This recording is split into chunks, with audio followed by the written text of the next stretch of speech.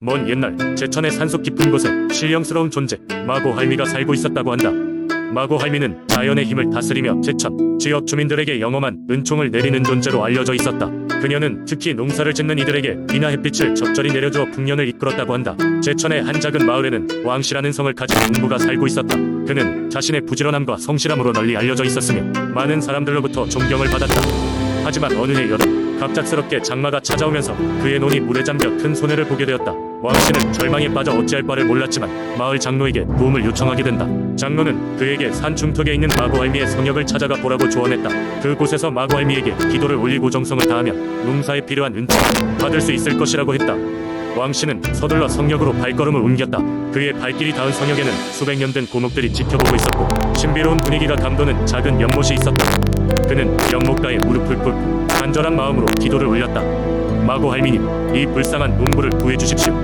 마을 사람들과 저희 가족이 배고픔에 굶주리지 않게 도와주십시오. 왕씨의 정성스러운 기도를 들은 마고할미는 모습을 드러내지 않았지만 밤새 그에게 꿈을 통해 답변을 주었다. 꿈에서 마고할미는 달빛 속에 나타나며 가지 방법을 전수해주었다. 그것은 물 빠짐을 조절하는 방법과 농작물의 새로운 농사를 시도할 작물에 대한 정보였다.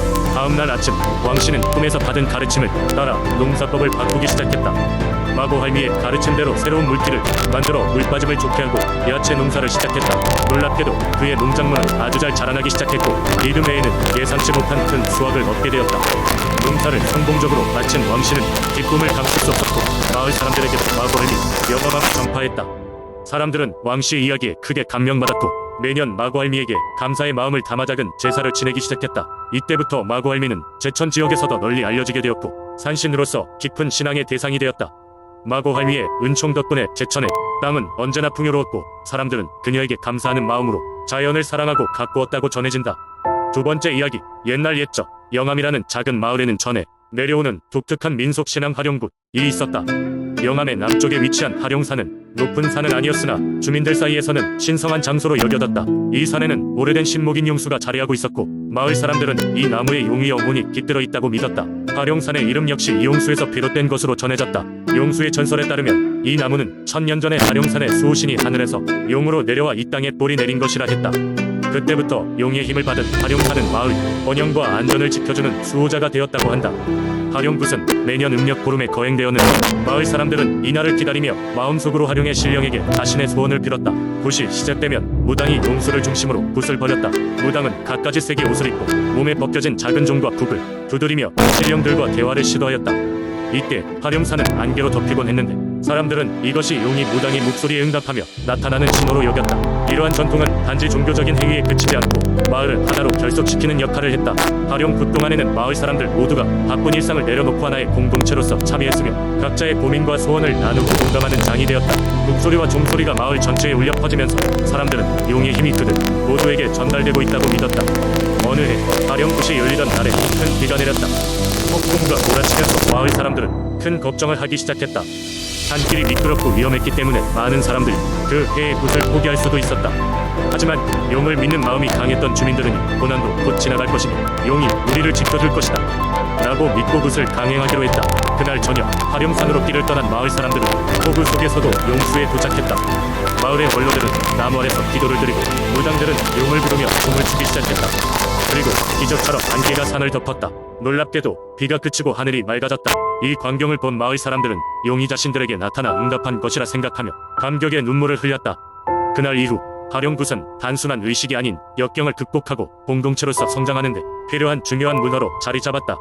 하룡산의 전설은 영암 마을에 걸쳐 수백 년 동안 전해 내려왔으며 하룡굿은 오늘날에도 계속되고 있다. 하룡산은 마을 사람들에게 단순한 지형적 풍경이 아니라 그들의 믿음과 삶의 중심이 되는 상징적 공간에 해당했다. 세 번째 이야기, 옛날 옛적 제주도의 푸른 바다는 끝없이 펼쳐져 있었다. 그 바다에는 수많은 생명들이 진주처럼 숨쉬고 있었지만 가장 눈에 띄는 것은 바로 해녀들이었다. 이 해녀들은 아무런 장비 없이 깊은 바다 속으로 들어가 어류와 해산물을 채집하는 특별한 사람들이었다. 하지만 그들이 안전하게 바다를 누빌 수 있었던 것은 단순한 기술만이 아니었다. 그들에게는 바다의 여신인 해도 아가씨의 보호가 있었다. 해도 아가씨는 태고적부터 제주도의 해녀들 사이에서 숭배되던 신비로운 존재였다. 그녀는 긴 머리카락을 가진 아름다운 여성이었고 청록색 비늘이 반짝이는 물고기 야채를 가진 인어였다. 해녀들은 그녀가 대지를 떠받치고 있는 힘이자 그들에게 바다를 안전하게 향유할 수 있는 은혜로운 수호신이라고 믿었다. 전설에 따르면 해녀 중 한 명인 영심이는 어린 시절 바다에서 깊은 위험에 빠진 적이 있었다. 파도가 분노하듯 요동치고 바다 밑바닥의 해류가 그녀를 끌어당겼다. 절망에 빠진 영심이는 자신의 운명을 받아들일 참이었다. 그때 그녀의 눈앞에 갑작스럽게 빛나는 모습이 나타났다. 바로 해도 아가씨였다.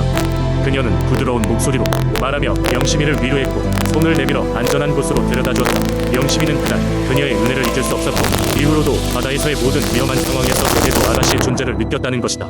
해녀들은 바다에 나설 때마다 해도 아가씨에게 고마운 마음과 작은 재물을 바쳤다.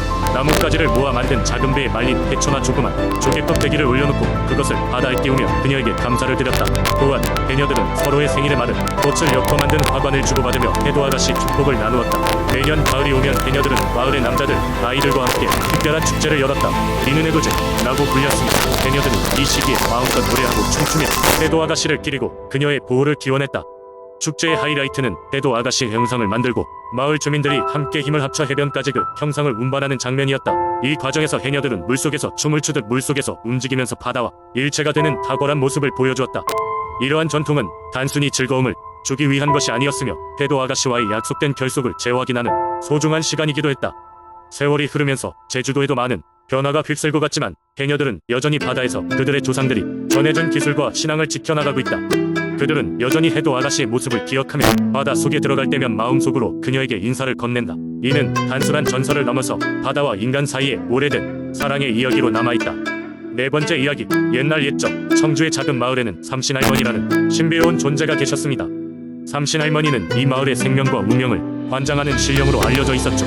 그녀는 고즈넉한 산 중턱에 위치한 작은 초가집에 기거했으며 그 주변은 항상 안개가 자욱하게 끼어있어 사람들의 발길을 쉽게 허락하지 않았습니다. 삼신할머니는 마을 사람들의 출생과 사망 그리고 생애의 중요한 결정들을 보기 위해 불러내지 않아도 나타난다고 전해졌습니다. 그녀는 사람의 형상을 하고 있지만 언제나 빛나는 백발에 주름 하나 없는 고운 얼굴을 하고 있어 마치 시간의 흐름에서 벗어난 듯한 모습을 하고 있었습니다. 마을 사람들은 삼신할머니가 공기처럼 마을의 모든 일을 지켜보고 있다고 믿었으며 그 때문에 항상 그녀에게 존경과 두려움을 동시에 품고 있었습니다. 마을에서는 해마다 삼신할머니를 위한 제사를 지냈습니다. 제사를 올리는 날이 되면 마을이 장로들이 중심이 되어 삼신할머니의 초가집으로 가서 정성껏 준비한 음식을 바쳤습니다. 그날 저녁이면 마을 중앙의 커다란 광장에서 모두가 모여 하나의 안녕과 풍요를 기원하는 축제를 벌였습니다. 삼신할머니의 은혜를 기리는 축제였던 만큼 모든 주민들은 마음을 다해 즐기고 감사의 마음을 표했습니다. 시간이 지나면서 삼신할머니의 이야기들은 마을 전설로 자리 잡았습니다. 특히 전해 내려오는 이야기 중 하나가 아직도 사람들의 입에 오르내리고 있습니다. 바로 마을에서 가장 아름다운 소녀였다.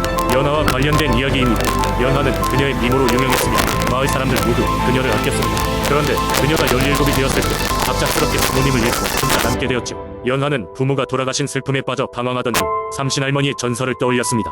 할머니가 마을의 모든 운명을 돌본다는 말을 믿고 그녀는 삼신할머니를 찾아 산으로 올라갔습니다. 안개가 자욱한 산길을 헤매던 중 연하는 마침내 삼신할머니의 초가집을 발견하게 되었죠. 연하는 삼신할머니에게 무릎 꿇고 자신의 슬픔을 하소연하며 부모를 되돌려달라고 애원했습니다. 눈물로 범벅이 된 그녀를 가만히 바라보던 삼신할머니는 부드러운 목소리로 말했습니다. 너의 부모님은 이미 이 세상에 소임을 다하고 갔다. 하지만 내가 너에게 줄 수 있는 것은 새로운 운명이지. 삼신할머니는 연하에게 작은 앙금빌 씨앗을 건네주었습니다. 그 씨앗은 특별한 것이었기에 연하는 마을로 돌아와 소중히 간직했습니다. 몇 년 후 연하는 어린 왕자와 혼인을 하게 되면서 그 씨앗을 왕궁 정원에 심었습니다.